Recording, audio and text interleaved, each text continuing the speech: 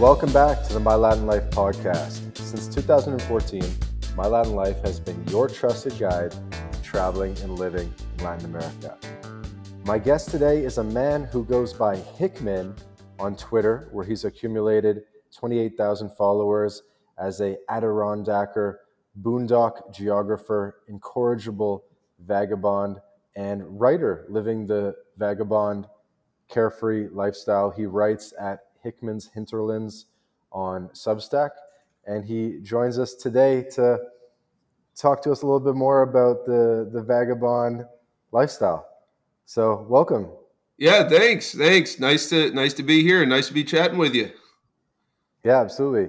So I know you as Hickman from Twitter, but your first name is Andy? Yeah. Andy Hickman. As simple as that? That's it. That's my name. Okay. Andy, so hopefully my audio is not too bad. I'm in a very echoey roof area in Asuncion, Paraguay. Are you in New Brunswick, or where are you calling in from today? I'm in Madawaska, Maine, on the border with Edmundston, New Brunswick. Yeah, we just hitchhiked here. We went to Newfoundland. I just got married on June 1st, so my wife Congrats. and I hitchhiked through Newfoundland, and then we took a cargo ship down from Labrador down into Quebec, and then hitchhiked to here. Now we're in Maine. Took a cargo ship from Labrador. Basically, it's not really Labrador. It's Blanc-Sablon, Quebec, which is right on the border with Labrador. But we were there. Blanc-Sablon, yeah, that is the final stretch of Quebec when it hits Labrador. What were you doing up there? We were just fooling around. We went up to Lonzo Meadows, which is the place where Leif Erikson and his Viking crew first rolled up to the New World long before Columbus or Plymouth Rock or any of that stuff. Yeah. This was about 1,000 years ago. Is that in Labrador or Newfoundland? That's in Newfoundland, yeah. So we went all the way up there and then crossed the ferry across the Strait of Belle Isle into Blanc-Sablon. So, okay. Definitely getting sidetracked as we kick off the episode. I wanted to finish the intro a little bit. So basically you caught my eye on Twitter as just someone living that ethos of someone with a lot of travel stories, a different perspective on life. I like the vagabond lifestyle. As you might know, some people will know, Tim Ferriss, the author of 4 Hour Workweek, was very inspired by this other vagabond. What the hell is his name? Rolf Potts. Right. Vagabonding. Maybe you've read that. I've read both of their big books, of both of them, yeah. And one thing we were talking about offline, I guess I might as well. I'm already half brought it up. So you were kind of mentioning that a lot. You've been following my account on Twitter too. You enjoy the My Latin Life content, and you kind of see some parallels between what we do and how you see things. Yeah. I mean, basically, when my wife and I met, we started to. We're Christians. We don't believe in birth control, so we know that getting married means having kids. And when you start to think about having kids, you start to think about the world that they're in. And then we look at America, and we look at it with some healthy suspicion, I think, because there's a lot of problems with our country. And so we wound up talking to a friend of hers who moved to Mexico. And we talked for a couple hours on the phone and went into the big details of life in Mexico. And it sounded very attractive. And I had to look at it and say, boy, like the American way of thinking, of sort of saying freedom, I'm going to do what I please. Nobody's going to bother me. And there's going to be a strong community around me. It almost seems like, ironically, Mexico has done that better.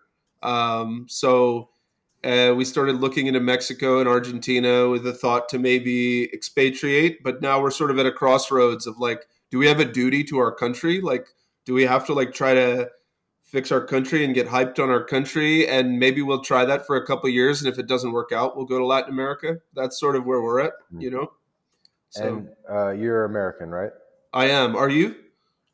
I'm dual Canada American, so not too many Americans make it to Blanc Sablon, Quebec, and Newfoundland. So that's pretty adventurous of you. Where in the U.S. are you from or based now? I live in northern New York on the Canadian border, about 20 kilometers south of Cornwall, Ontario. Okay, Yep. cool. Not too far from Montreal. Yeah, about 90 minutes drive from both Montreal and Ottawa, which is kind of a cool spot because it's we got a house super cheap. My mortgage is like 350 a month, and we're an hour and a half from two world-class cities, which is pretty sweet. So, Interesting. And I want people to understand kind of where you're coming from, and I want to understand too. But you kind of have like you do things different from normal people, right? Like you've hitchhiked in the past. You've done a lot of things, I'm sure. What is a boondock geographer? to me, it's sort of how do I say? There's relevance, right? Which is what everybody by default is sort of after. Of like, okay, if I go into Manhattan, if I go into Toronto, right? If I go into Oakland, San Francisco, whatever, right? There's people who are doing the thing, whatever that thing is, and that thing is very short-sighted. It's very now. It's very like, cool. We're doing this, and we're making our money, and we're working in this industry, and yeah, Google, Facebook, AI, blah blah blah blah blah, but we become a little unmoored from that. And I think I find that when you go into the more isolated places, the more backcountry, rural areas, they have a little more bit of a ruddered perspective to sort of say, yeah, okay, there's this new stuff, but there's also this old stuff, and we're going to keep doing that. So I find that it's almost time travel, right? If you go to a place like Blanc Sablon, Quebec, right, or Newfoundland, or place in West Virginia or rural Mexico, you're almost going back in time to go there. But you're also seeing how the past interfaces with the world of smartphones and modern banking and TV and such, you know? So when I say I'm a boondock geographer, I'm just charting that out for people so that they can see that and understand that perspective that they normally wouldn't get. And what are you charting specifically? The interface between land, history, and people, you know. So I sort of think that the land that you live on is going to shape who you are. And there's something in our blood or in our psychology or in our deep metaphysical memory that makes us who we are. And so I want to not measure that, but just sort of provide snippets of that for those who follow the work that I do, you know. Hmm. And I think that's kind of what that covers a couple different disciplines, right? And at like the university level, it's kind of ethnography Right. and a couple different fields, right? Yeah. Yeah. I mean, I almost think, right, like when I was 17, I started to go to college. I went to SUNY Plattsburgh, just south of Montreal on the border. Hmm. And I declared a geography major. And then they promptly said to me, well, the geography department has been shut down. So we tell you that you should study computers. And I said, well, this isn't what I think of when I think of geography anyway, right? Of like geographic instrumentation systems and drone mapping and all this sort of stuff. I think about geography as a humanity, you know, like Mm. literature, poetry, art, looking at Mm. land and people and the position of things and noticing the differences. Um, there's a literary component to that, or even if you really want to go there and be philosophical, there's an ontological component to that. People's reason for being is different in different places, and there's different factors that contribute to that. That I really find essential to look at in the time that we live in, when there's just like a lot of nihilism and a lot of sort of rudderlessness, you know? Hmm. And so you write about these experiences in the I don't want to say forgotten places of the Americas, but yeah, kind of the backcountry. Yeah, definitely places that are considered irrelevant, boring, uncool, overlooked. People call it flyover country sometimes if you're talking about like the middle of America or the prairies in Canada. Um, those types of places, I actually think that there's usually something more authentic in those places that almost can't be commodified and can't be sold as a product. And so you're just going to find a more genuine expression of something there. So that's what I'm looking at. Mm. You know, it reminds me of this other travel writer, Paul Theroux. Have you heard Right. of Paul Theroux? Yep. Yeah. What could you tell me about him? Not much. I've barely read anything by him, but I think I looked at the Happy Isles of Oceania or something like that years ago. Yeah. Mm. Okay. And then, yeah, you kind of remind me of, you know, not like Hunter S. Thompson, but kind of, you know, like some of those guys. Hell's, you know, there's kind of like that line of American folk writers and travel writers. Huckleberry, fuck, I can't even think. Huckleberry Finn. Yeah. And, you know what I mean? I'm drawing a blank, but all these guys, right? It's kind of something that's woven into the kind of collective memory of the United States. Right. Yeah. Yeah. I mean, definitely after World War II in the US, maybe Canada too. I didn't know as much about Canada, but definitely the US. The military mode of production was sort of saying, well, we have this containerized thing and there's standards, and a military base is going to look the same whether you're in Korea or Greenland or Japan or Nebraska, right? That mode of doing things was superimposed onto the civilian arena, where now, like after World War II, you start to get franchises, right? And you start to get the same home designs, the same interstate highway interchange and exit designs, the same urban planning, the same. It becomes kind of a monoculture for the sake of efficiency, um, and like the bureaucratic management of the market, right? And so if it's that way, then you're going to have all of the little particularities about what it is to be an Iowan versus a Mississippian versus a Mainer, and even regional differences within those states. They're going to get glossed over, and it's going to be like, yeah, well, we're all just people who wear jeans and listen to Justin Bieber and eat Whoppers at Burger King or whatever. But the essence of the human project, as I understand it, like ontologically speaking, like your reason for being, is in those little finer details that get steamrolled by efficiency.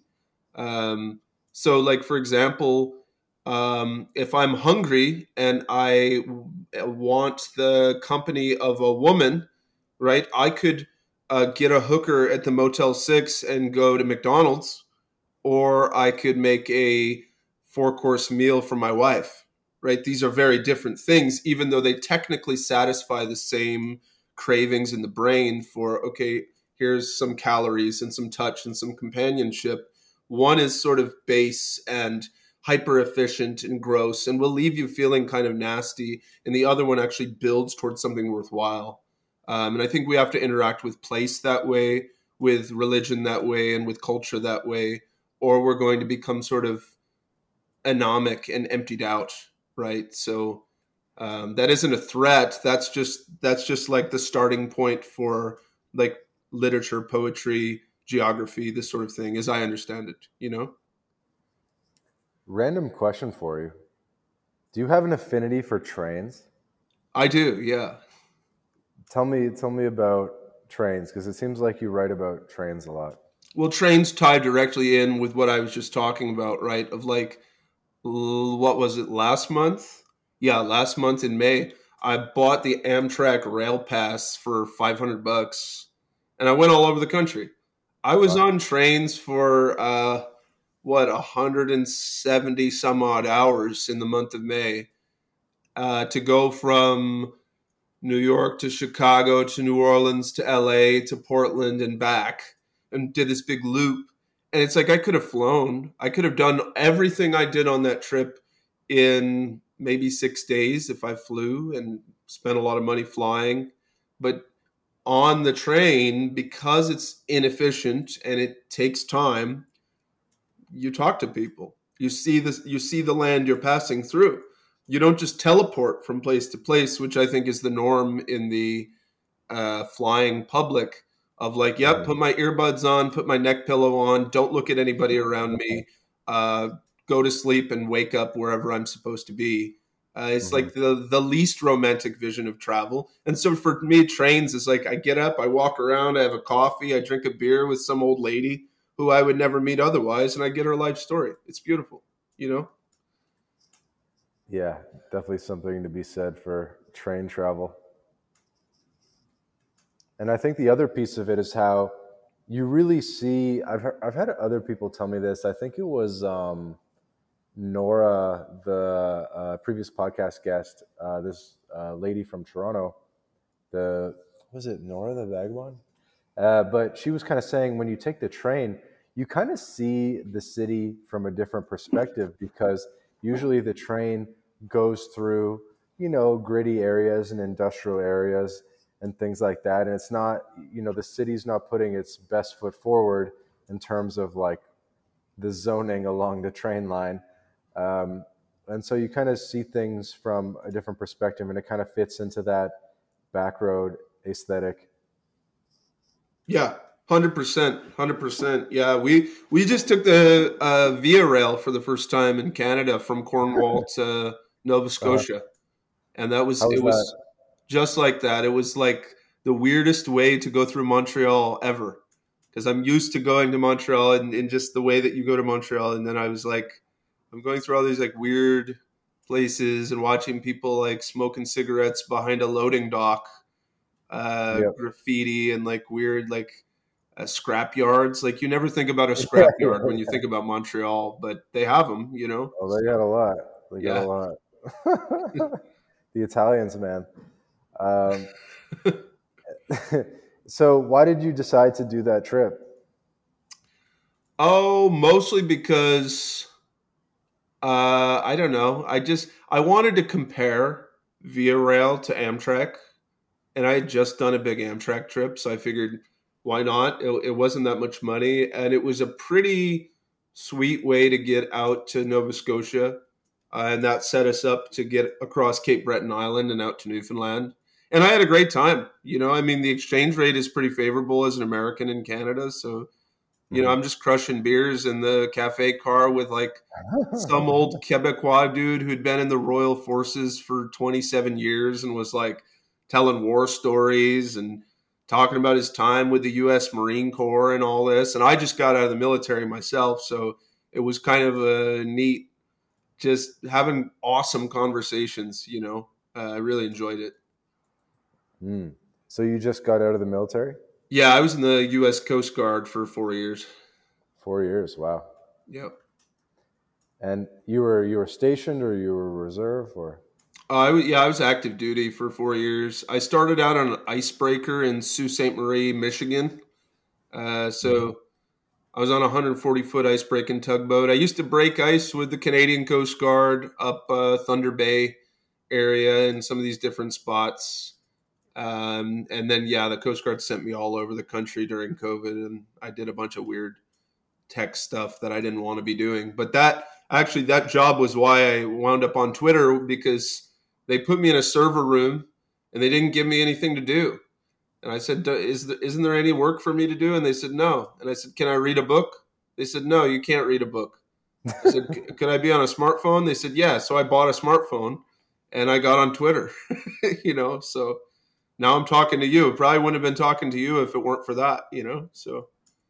And what was the strategy that you employed to get to 28K on Twitter? Because that's pretty substantial. No strategy whatsoever. I literally was just posting about the things I found interesting in my life and my hopes and my ambitions. And in time, I made a number of friends. And then things really took off later when I got... I don't know. I found myself in a posse of other people with big followings and wound up just sort of going up from there. And then they convinced me to get a Substack, and then they convinced me to monetize the Substack, and it started out as beer money, and now I'm making a living from it. So you're making a living from it? Barely. Yeah, I am. Yep. Yeah, I think you put out a message about kind of being a little bit transparent about your numbers. I'm sure people will be curious. How much are you making from writing? Yeah, yeah, definitely. And I don't mind talking about it. I make like a little over 20,000 a year now from doing it. Woo! It's And not that's bad. like for my way of living, like I live in the countryside in the middle of nowhere with a $350 mortgage. My wife is very frugal. We have Amish neighbors. And like we can get cheap food and we also don't own a car. So we're living a very very cheap lifestyle, so that income actually does it makes sense, you know. Obviously I want it to be higher, but it works, you know. And that's basically all from Substack, and then maybe like $100, $200 a month from Twitter. That's about right. Yeah, yeah. And also like I'll do articles for I did an article for a newspaper, for magazine, for different things like that, and it works out. But I have a new deal in the works that I am not ready to talk about yet, but I think I'm about to uh, go much bigger than I am. So I'm really excited about that. That's like I just got that news yesterday, so there's a big deal Mm. because I have a project coming up that's going to take the next 18 months, maybe longer, that I Mhm. call the Falling Back in Love with America project. Mm. So sort of as a corollary to what I was saying earlier to you about thinking about moving to Mexico or Argentina. Um, I had a lot of people who I respect sort of be like, dude, you're like the most American guy that there is. You need to like not turn your back on us so quick just because you're like freaked out about a couple of things. And it's like, I didn't want to hear it at first, but it sort of settled on me. And I said, yeah, I do really love America. I don't want to see America do what it's doing. And if the internet's going to give me an audience to talk about it, then yeah, I'll talk about it until I can say I've made my best effort. And then if nothing changes and I don't find a good setup, then yeah, I'll leave. I'll go to Tierra del Fuego or I'll go to Sonora or whatever. You know, like that's fine with Sonora. me. Yeah, Interesting. Two very different options. yeah, Well, I want to stay on the thread of the writing because that's amazing. I mean, I'm still curious. I mean, so when people subscribe on Substack, what do they get from you? How did you get to a point where you're making over 1,000 a month from Substack? basically by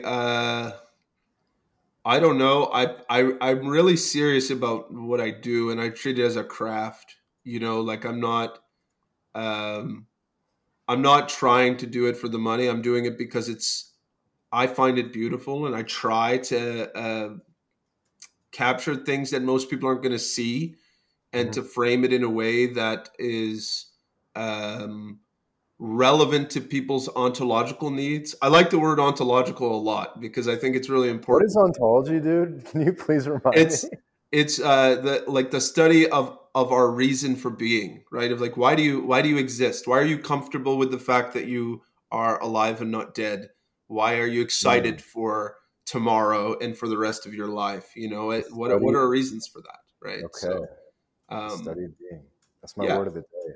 yeah, I think a lot about it because I think about suicide, right? It's I don't know what the stats are in Canada, but in the States, white men under 35, the number one cause of death is suicide, right? So Is that true? that Wow. is, yeah. So we've lived through just by being or I don't know how old you are, but just by being in your 30s or getting into that age bracket, you've lived through an event with a death rate that exceeds that of US soldiers during the Vietnam War, right? So like that's a big deal. That seems really weird that in the an era that is by many metrics the most successful era in human history, we have men shooting themselves in the head at such a rate. Why, right? Wow, why do you think that? Um, so we have to address that, and you don't address that with pharma chemicals and AI robot therapists on the telephone. You've got to address that by giving people beauty and by capturing that romantic thing that is really an expression of God. And I know a lot of people aren't super comfortable with that idea, but an expression of something that reaches beyond the visible and the measurable, And that thing is the way that Huckleberry Finn floats down the Mississippi on his raft. That's the way that the truck stop waitress is in at an Oklahoma diner, right? There's just little things that you can't quantify, but your heart needs them, you know. So yeah, I like the Americana stuff. I don't know if you've ever been to the Norman Rockwell Museum in it's in the state of New York. It's in what's that, like Stockwood, I think it's called. No, is that Massachusetts? Is that Massachusetts? I don't Stockton? know. What am I talking about? I could just Google this, but you know who Norman Rockwell is, right? Oh, of course. Yeah.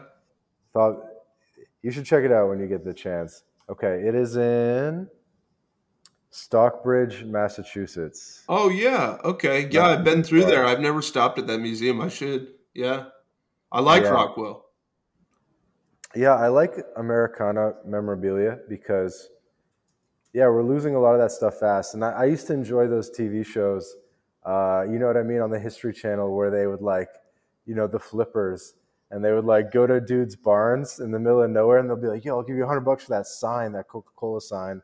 Right. And like, you know, and then they like flip it for $300 or something. Yeah, and, for sure. You know what I mean? Like in the pawn shop shows, but then also the like memorabilia flipper shows and stuff. I used to watch all those.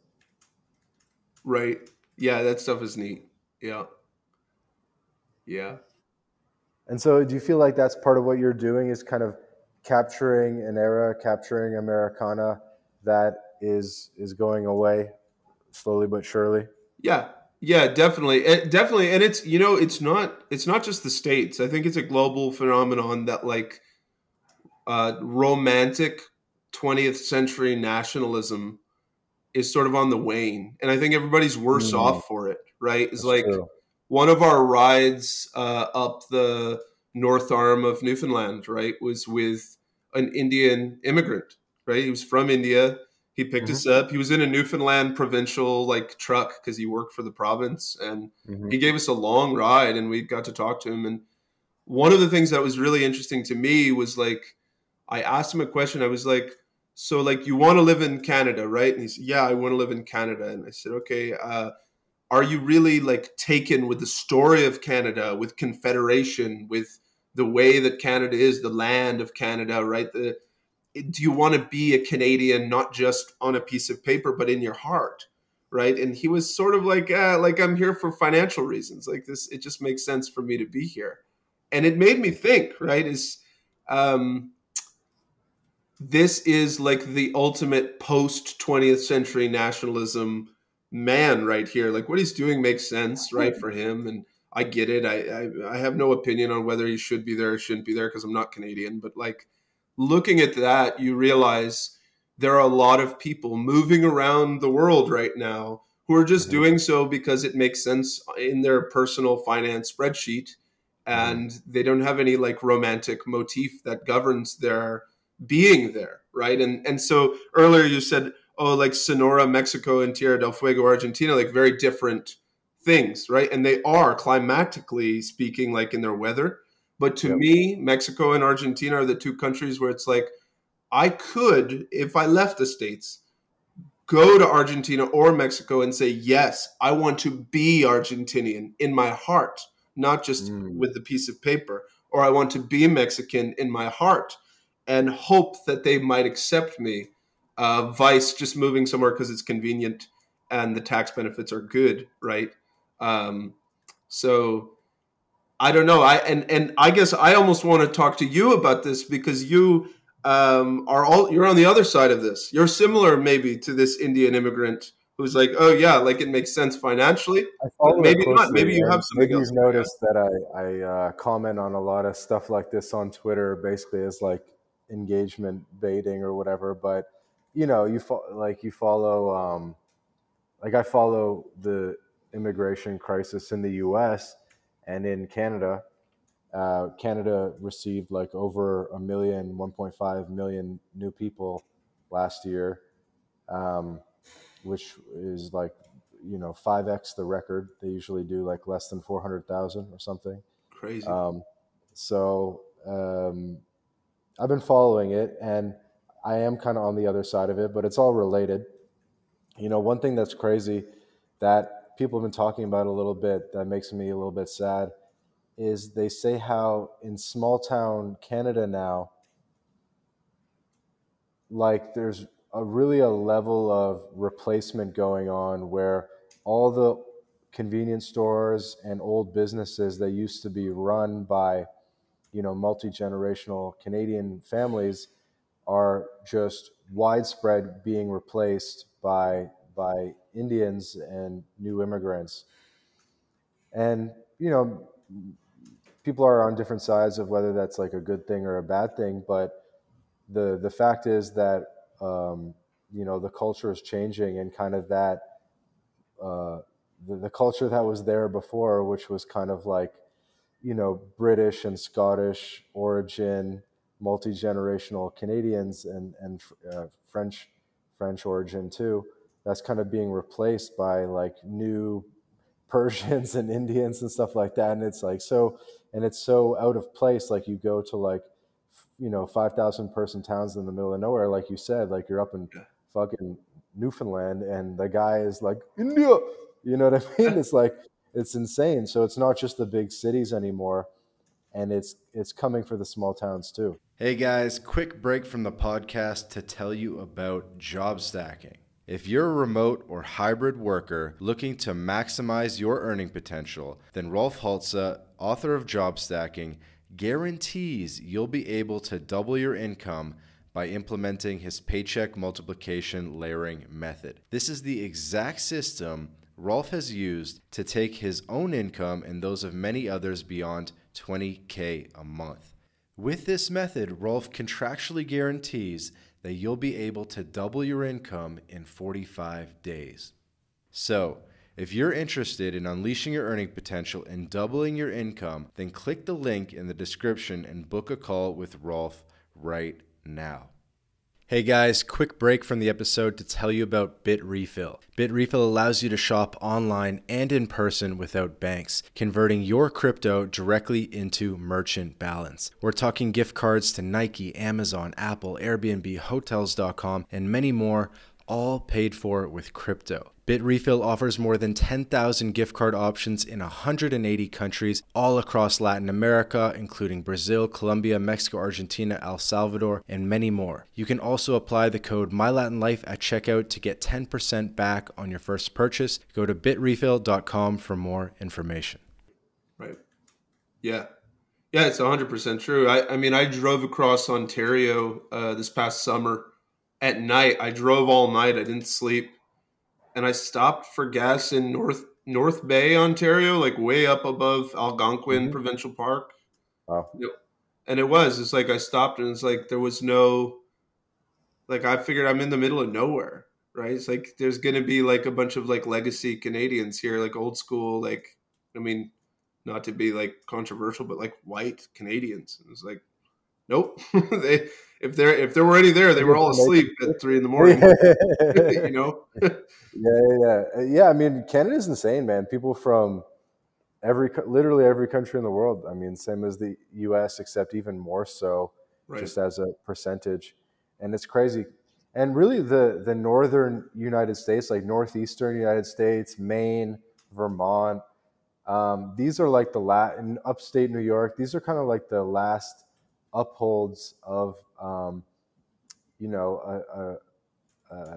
form of America that used to be more widespread and is slowly but surely disappearing. So yeah, it's odd. And I guess the sort of question, right, if you come from these kinds of places, is do you have to double down and dig your heels in, or do you have to sort of move with the forces beyond your control a little bit? I think I read a piece by a South African that was really fascinating, because South Africa has a lot of these problems, but like way, way, way more insidious and way worse. Like they're killing people. Like it's crazy what's going on in South America or South Africa, by what I understand. Yeah, Elon Musk commented on it a couple times. Yeah, and he was basically saying, he's like, look, like a lot of South Africans are moving away. Like they're moving to to the States. They're moving to Paraguay. They're moving to Argentina. They're going elsewhere, or they're going to Namibia.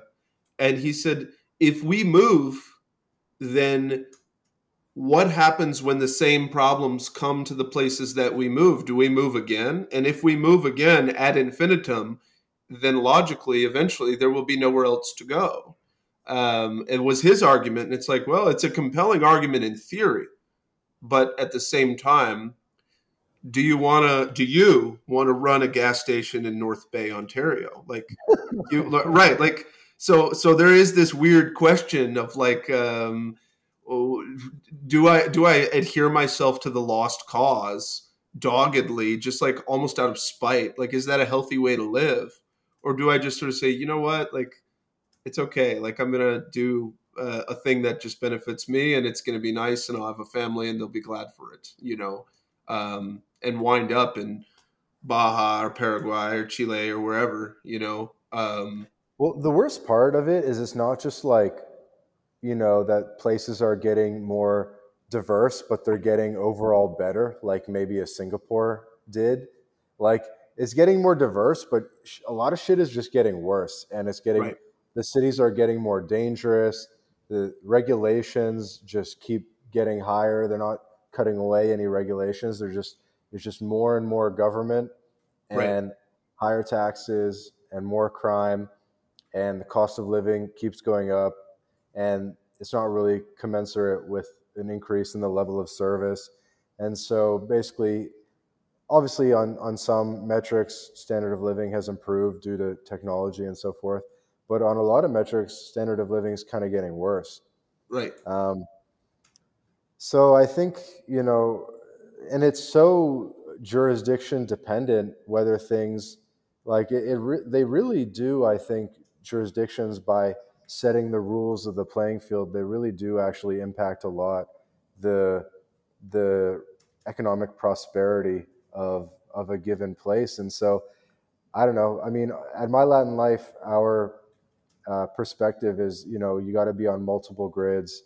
You got to have multiple driver's licenses, multiple passports, just as a hedge against government tyranny and the ever shifting global dynamics. I mean, it's sad. It's sad that at this point, if you're an American that wants to live the Huckleberry Finn lifestyle, you kind of got to go Jason Bourne mode and have multiple passports and other Exactly. options. But We're the like, modern day Huckleberry. Yeah. it's it's kind of true that at this point, Huck Finn's got to have multiple passports. Like, I don't disagree with the thesis because that's the way that modern nation states are morphing. They're morphing into these weird, sort of vague corporate entities that variously benefit or punish their citizens, sort of arbitrarily and in a political process that doesn't really work. Right? I think They that, definitely have their finger on the scale. yeah, right, exactly. It's if it were 1958 or even 1998, there was still this sort of vague notion of like, well, my vote matters. We have a democracy. We can sort of change things. Things would get better. And now it's sort of clear that there's a cabal of self-interested greedheads that run these countries into the ground for their own benefit. And there's not really anything that you're going to do to stop it on a political level. The only change that really maybe could happen is cultural, and that's a huge maybe. So anything else, it's like, well, you better have a plan B. You better have an estancia down somewhere else where you can just sort of, okay, we're going there because this ain't working out. So I do think there's some truth to that. But Stay and fight versus greener pastures. I think we want to at least have a plan B. We want right, to have something in place just in case. Historically, people who had a little bit of gold somewhere else kind of fared better than people that lost absolutely everything in a fire or something, right, right? So it's always good to have a plan B. A lot of people do like a snowbird thing where, especially people from New York, they'll have their, Trump's half the time in Manhattan, half the time he's in Palm Beach, Florida. And so you kind of get to have the best of both worlds that way. Right. And you can do that by a little bit of international arbitrage too. And instead of Florida, it could be, Costa Rica or something. Yeah. Yeah, it's totally true. And I even noticed it, like I used to live on the US-Mexico border in southeastern California out in the desert. Mm-hmm. And like even without a second passport, even without any connection to Mexico whatsoever, the US citizens down there just fared better because you know that if you need antibiotics or like something that would cost a lot of money from a doctor, you just cross the border. And it's like $15 at most, or my buddy chipped a tooth and he got it fixed down there. Like I have a chipped tooth right now and I'm not going to fix it until I'm in Mexico because I'm not going to pay, Exactly. $400 or $500 for a thing that I know I can get for $30, it's like, yeah, there's something to be said for geo arbitrage, or some other guys call it like frontalismo, where just if you live near any border, you inherently have like a lower cost of living because you can just buy things on the other side of the border that are cheaper. Like it might be gas, or it might be medications, as you said, or building materials, or any number of things, right? Like usually something is cheaper on the other side of a border. Yeah.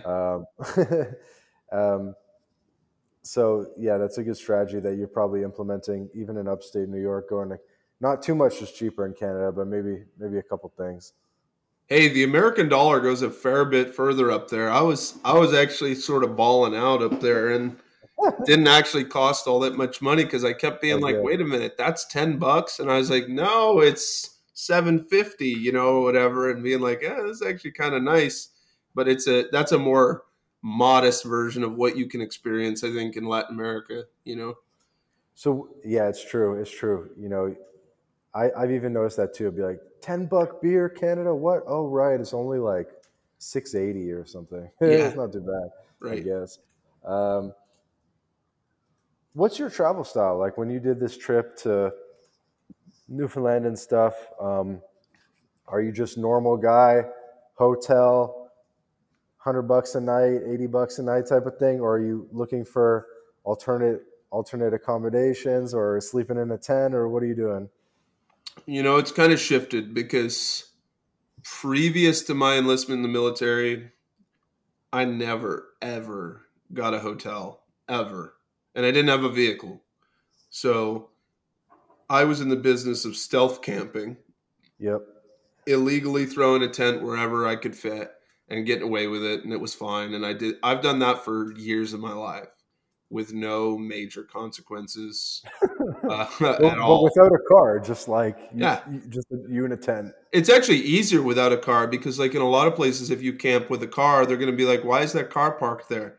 But if I don't have a car, I can be there at that same spot and nobody even knows I'm there because in the North American mindset, you are your car. So if there's no car, there's nobody there, right? So they're not going to check into where you're at. But I think now as I get older and now I'm married, this trip that we've done, like it's a honeymoon. That's what we've been doing. So we've stayed at a bunch of hotels and it's been nice. And it's the goal isn't to come out and prove anything. The goal is to like have a nice time, and we've pretty well succeeded in that. I think we've gotten exhausted a couple times just because of it's a far way to travel. But now that I'm turning towards what's coming up in the next year, the travel style is going to slow down a lot.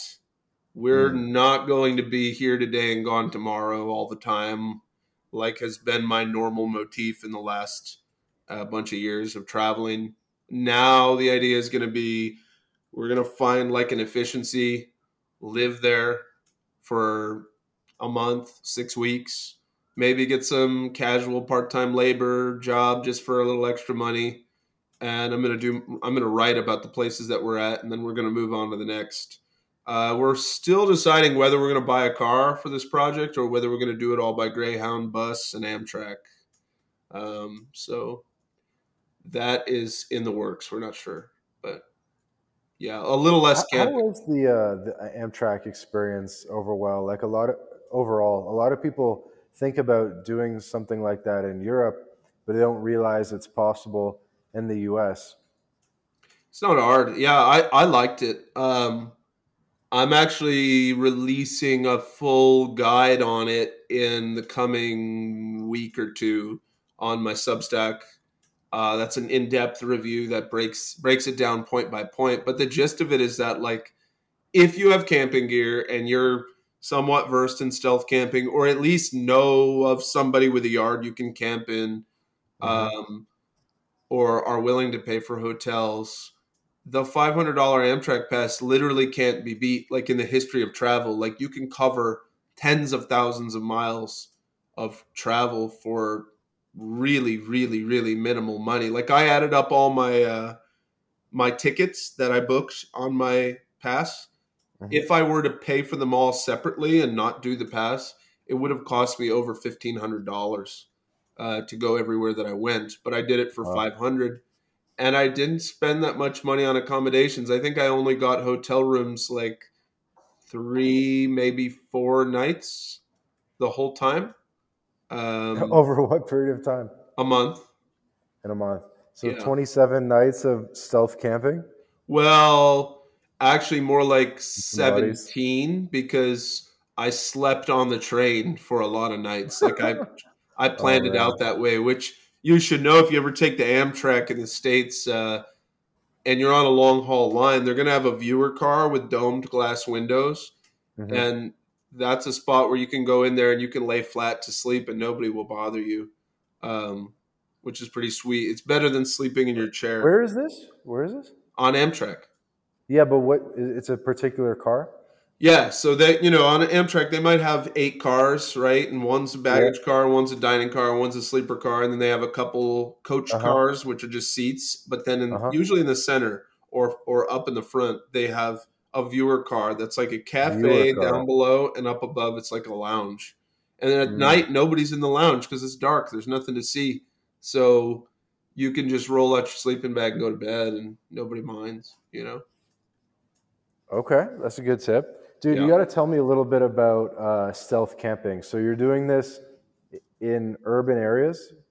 I've done it all over. I've done it everywhere. Yeah, I've done it in farmers' fields. I've done it in suburbs, strip malls, big inner cities, everywhere you go. I mean, like, I piss people off when I said it once on Twitter, but like, a human body to sleep, all you need is 36 cubic feet of non-freezing space for a period of 8 hours. Preferably 8 hours that are between sundown and sunrise. Because if Right. you're up before sunrise, nobody's even going to know you were there. It's only a Mm. problem if you're sleeping in or you're sleeping during the day. Then things can get a little weird. But in general, if your body fits there and there's no immediate danger to your health or safety, and you're not going to freeze to death, well, then you can go to bed there. Nobody cares. You'll be fine. I've Give me climbed on some the roof of examples. Dairy Queens in strip malls. There will be a pipe out behind where the dumpsters are at, and Uh you huh. can tie your backpack to a rope and then tie the rope to your waist and then grab the pipes and put your feet on the wall and shimmy up all the way and then pull your pack up and set your tent up right on top of Dairy Queen. On the Nobody's roof. looking for you up there because that's an absurd idea to imagine there could be a man sleeping up there. So you Well, yeah, can you pull can off all climb on a kinds of lot stuff. of buildings, right? Like a school or something. I don't Yeah. know. And you just that's what you do. You sleep on the top of buildings Well, with a I've done sleeping bag. that. I haven't done a lot of that, but I've done it for fun. Yeah. No, it proves the point. Yeah, Yeah. yeah, or a hammock. You can tie a hammock high in a tree and tie a guy line above that and make a bowline around your waist or wear a climbing harness and you could sleep 60 feet up and nobody's going to know. Bro, if I was sleeping in a public park in a hammock in a tree, that would be nuts. Like in like a city. Yeah. Like Yeah, you're I just did in it the in park. Central Park. You did in Central Park, New York. Yeah. You slept in a tree. I woke up to views that people were paying like, what, $4,500 a month or $5,000 a month to get, crazy. That's amazing. And I guess the key is just to get out of there, like get in undetected and get out of there by morning. Yeah. Yep. How It's do about you that select simple. Now, your spots? there is a hazard to doing it, right? And it's that like, okay, it works. And I've proven that you can do it. Like, it's not crazy to do it, but you start to get this like adversarial mentality to the rest of the world, and you're like, oh, I have to like keep this like secret. Like I'm at war with everybody on Earth so that I can get away with sleeping for free, which is actually kind of bad mentally after a while, because it's like you're not hurting anybody, you're not doing anything that's actually morally wrong. You're just doing Mhm. things that are going to make anxious cop calling type people freak out, and then the police are going to come and there's going to be a problem. But it's not good for you to be on the run like that all the time. So like, and I just learned this in Newfoundland, right? It's like we needed a place to sleep when we were waiting for the ferry leaving Blanc Sablon. So we found a place that looked nice, and we knocked on the guy's door. We're like, hey, do you care if we sleep here? And he was like, no, I don't. And he was nice to us. And he was like, yeah, sure. Here's some wood. You can have a fire. We don't mind. Like, it's our son works for the ferry that you're going on. It's all good, like, and it was so much nicer to not be hiding, So I do think that there is a long-term consequence if you do it all the time. You start to like behave almost like a soldier or something, and it's less fun. Uh-huh. So That's funny. Yeah, I mean, I think it should be easier to sleep for free and like camp without like why is urban camping like completely illegal? They need to like do it in a way that's not chaos, but it does feel like we've gotten away from the natural order of things. yeah. Yeah, I mean, Westerners have they don't just like air conditioning and plumbing.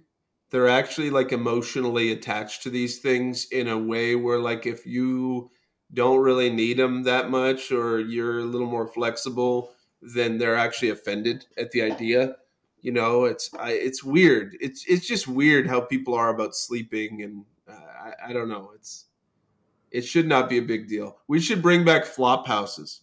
I'm a big fan What's of that that? idea. What's that? What's a flop house? Like in the old school days on the Bowery in New York City, like you used to be able to like pay them a nickel and like sleep on the floor, and Oh, really? yeah, sure, like super super cheap ghetto accommodations where there's like a latrine and a floor, and they give you a sack of hay for a pillow, and Mm. that's what you get for a nickel. Wow, I didn't even know about this, dude. It's Yeah. like a precursor to the hostel.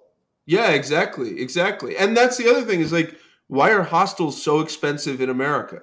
Right? It's like They're in Europe crazy. you It's can like get a 40 bed. bucks a night or something more even. 40 is pretty, yeah, that Yeah. might even be a deal at this point.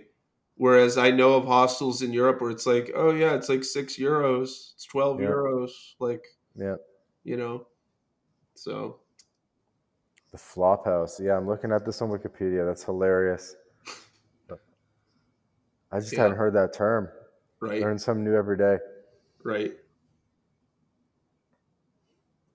Yeah, I like this urban camping. As long as you're not, bro, as long as you're not like hunting squirrels or something, I'm totally with you. Yeah, yeah, No, I really think there's something cool about living like sort of system adjacent in like cities. Like, for example, have you ever been a big city and like walked along the train tracks? It's like a whole nother world, right? I'm not sure. Have you ever done what's it called? But have you ever like hitched a ride on a train from city to city? yeah, yeah. I haven't done too much of that, but I've done it a few times. Yeah, yeah, yeah. And you slept on the rail car? I have done that. Yeah. Yeah. Yeah, it's a neat way to go. I mean, it's really dangerous. Like it's no Yeah. joke. I always sometimes people will ask me about that and be like, "Oh, I want to do that. Do you have any tips?" And I'm like, yeah, my tip to you is like, don't do it. Cause people lose their legs and get killed like easily. Cause it's not Hmm. an environment for human beings to like safely be in. But if you don't care about that, and at one point in my life I did not, um, it's kind of an addictive thrill, to ride like that. And Maybe first. there's all kinds of weird stuff that people probably don't realize, like from the outside. Like from Jacksonville to Philadelphia, there's Tropicana orange juice runs a juice train, and the Mhm. reefer units that keep the juice cold, they're like air conditioners basically. They blow out hot air. So like if it's cold and you need to get down to Jacksonville, you can just ride behind the reefer units, and they'll spray you with hot air to keep you warm, which is a big help when you're on a train where wind chill is going to be like, 20, 30 degrees lower than it would be otherwise, or another one is, I was talking today, I was on another podcast today, I was talking about, I knew a kid that had the key. There's like a universal key, I guess, to Mhm. they're called auto racks. So they're these big cars. They're usually yellow with a steel sliding encasement, and they put brand new automobiles in there to move Mhm. them to their point of sale.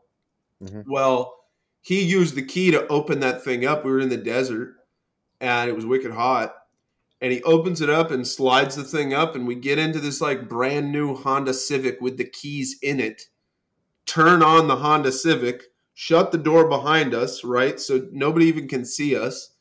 And we roll the seats back and turn the AC on, and we got the radio on, and we're getting drunk. Like it was nuts. We slept in there. We slept in that car on a train, and that was one of the coolest things that I ever got to do. But You really have to know the system and know the stops, or not right? care where you're going. We're not gonna- That's the or, other. That's the other or trick. if the train starts slowing down, we'll fucking hop off. Yeah. Yeah, yeah, right, right. Yeah, it's true that like the less comforts you're willing to have, the cheaper travel is, but it's also true that like the less you care about where you are when, the cheaper still that travel is. And if in addition you also like sort of don't really care about risking your life, then travel gets even cheaper still. Uh, but that gets out into like some pretty extreme territory. So, yeah. Yeah, that definitely makes sense. Cheaper, more risk. So as you kind of get older, and now that you're married, just in this past year, congrats again. Thanks. How does the vagabond change as you get into married manhood and probably looking to start a family? Oh, I'm at the point now where I'm a writer first, and like if I'm traveling, it's a corollary to my writing. Like I don't want to be anywhere that is not targeted uh, Mm. to be germane to the writing that I want to do, if that makes sense, right? So, um, going place to place and being in a place for a longer period of time with more creature comforts, it's Hmm. inevitable. Like I'm not, there are people who would be like, oh, like Mr. Hobo, like he's selling out, he wants to like sleep in a bed sometimes. It's like, bro, like I paid my dues, like I did what I did. I don't have anything to prove. I had fun doing it, and that was what it was about. It was about fun. So now slowing down a little bit, I think it's cool. We're gonna homeschool our kids. So I was going to ask about that. yeah. So yeah, it's we could be living in a Motel 6 in the middle of the desert in Nevada or way up in Alaska or wherever we are. I don't care. We can still homeschool our kids. It'll probably be better for them to be in different places. Um, and yeah, I don't know. It might even be better just in general because when you're weird in the States, people scrutinize you and the way that you're parenting. If you're homeschooling and you seem a little strange, people are going to be more liable to freak out and second guess what you're doing. Hmm. So maybe it's better to move place to place in that case. But yeah, this year is such a weird year to like ask me about all this stuff because what I'm doing is not anything I've done before. It's going to be something Mm-hmm. totally new, and I'm still in the works of figuring out what that's actually going to look like. But the goal, I don't know if I've said it already, so forgive me if I have. You can cut it if I haven't, if I've already said it. But the goal for this next period of time is to travel to between 12 and 20 American towns under 5,000 in population, and Mm-hmm. to spend 3 to 6 weeks in each and take Okay. informal labor and live somewhere long term, and to write essays about those towns while I'm there. And the towns are going to be picked to really well exemplify the region that they're in, Mm-hmm. and to pick some pretty unique, isolated rural areas. Like we're going to go to central Nevada. We're going to go to the southern tip of the Mississippi River, Louisiana.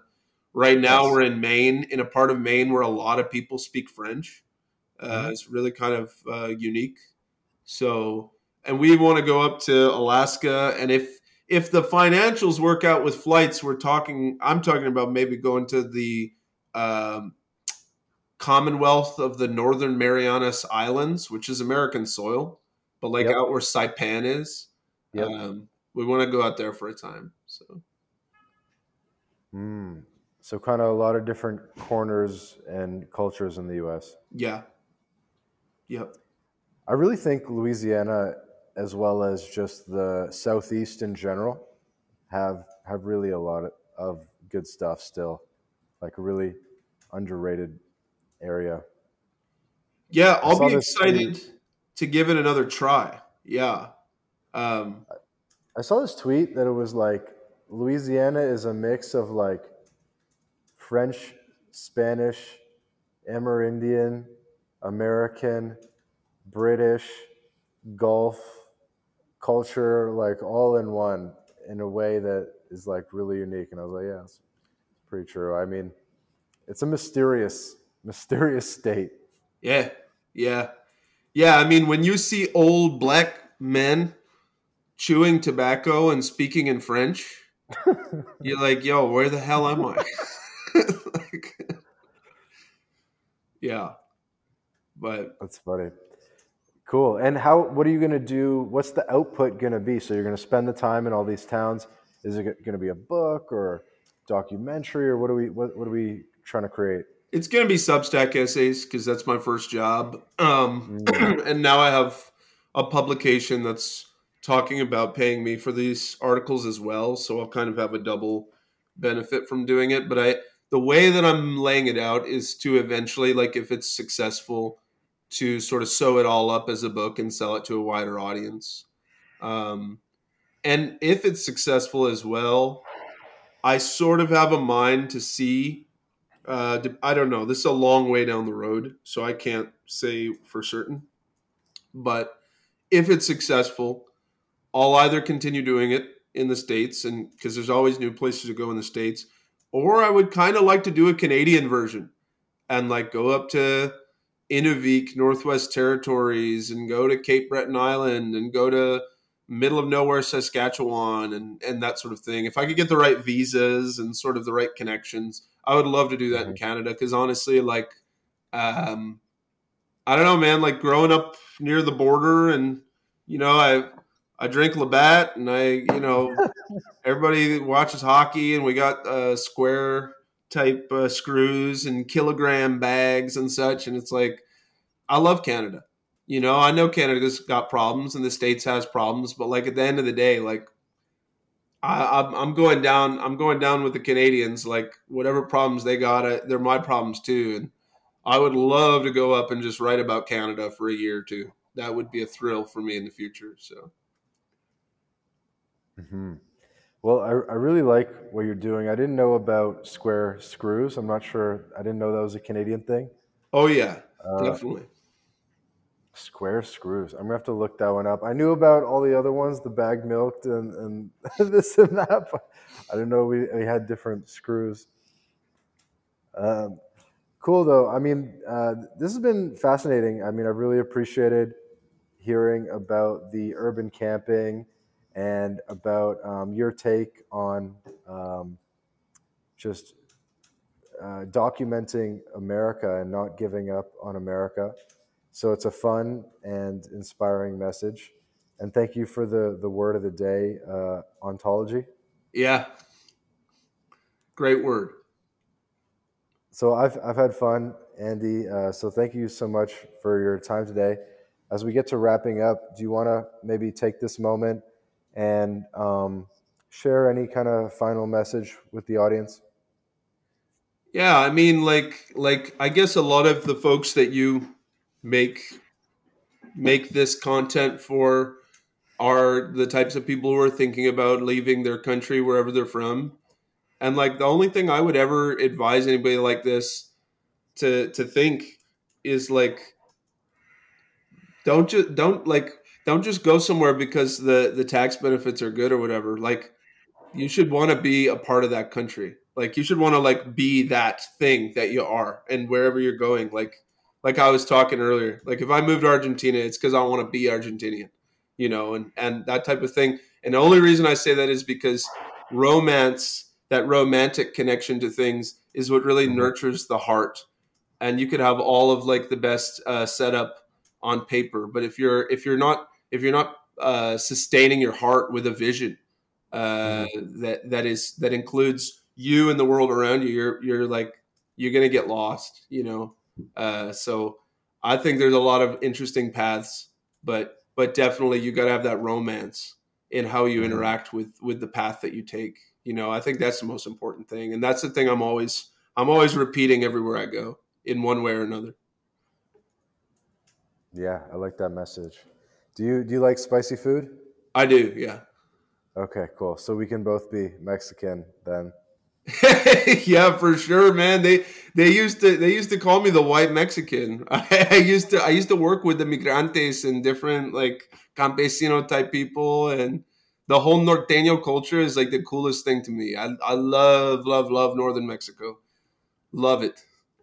That's good to hear. Well, hope to catch you in Tierra del Fuego or Sonora, Mexico, or the rural Maine sometime. Yeah, so, man. Yeah, link up with me you. wherever you're at. Let me know. Absolutely. Well, Andy, really appreciated this conversation today. Again, my guest today was Hickman on Twitter. All the links will be in the show notes to his Substack and his Twitter account, which, by the way, is at shagbark_hick. But you'll be able to find him. This has been another episode of the My Latin Life podcast. Thanks, everyone, for listening. Maybe you're listening to this on Spotify, Apple Podcasts, YouTube, X, wherever you're at. Please be sure to like, subscribe. We put out 2 episodes a week with amazing guests, and you won't want to miss an episode. Ciao for now. This episode of the My Latin Life podcast is brought to you in part by BitRefill. BitRefill is the best way to spend your crypto in Latin America. Purchase gift cards or mobile refills from more than 3,500 brands in 186 countries instantly, safely, and privately. Visit bitrefill.com for more information. This episode of the My Latin Life podcast is brought to you in part by Job Stacking. Introducing Rolf Haltza's Paycheck Multiplication Layering Method, a revolutionary approach that redefines the traditional career path. This is Rolf's new Done With You program, where he'll work with you to implement job stacking for yourself. With this method, Rolf contractually guarantees that you'll be able to double your income in 45 days. So, are you ready to step out of the shadows of job insecurity and step into a world of career abundance? Then just click the link in the description of this episode, book a call with Rolf, and start walking the path of unleashing your earning potential with job stacking.